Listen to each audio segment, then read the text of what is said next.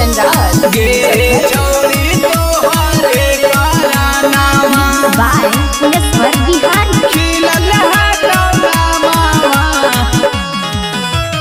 12 चटी में खिलल है कौनामा गे छौरी तोहरे कारनामा घर पर पुलिस आबो सुबह शामावा गे छौरी तोहरे कारनामा गे छौरी तोहरे कारनामा अगर संकट में हो जानावा अगर संकट में हो जानावा गे छौरी तोहरे कारनामा डोभी थाना में खिलल है कौनामा गे छौरी तोहरे कारनामा 12 चटी में खिलल है कौनामा Vikesh Bhojpuria. DJ Chandrad.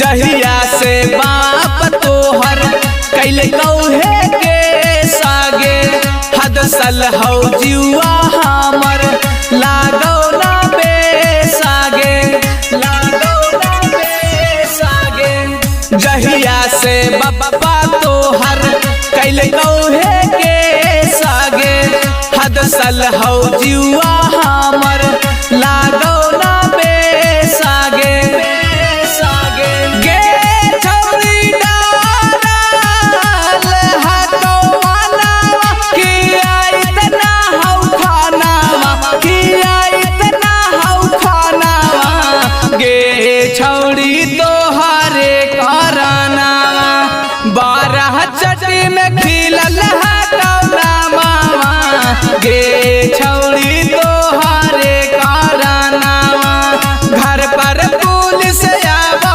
सुबह शामावा गे छौरी तोहरे कारनामा डोभी थाना में खिलल है कौनामा Vikesh Bhojpuria.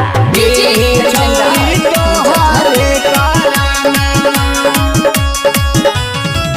गलती कर दिलियौ छौरी तोरा भगाई के पकड़ो हो पुलिस हमारा दौड़ा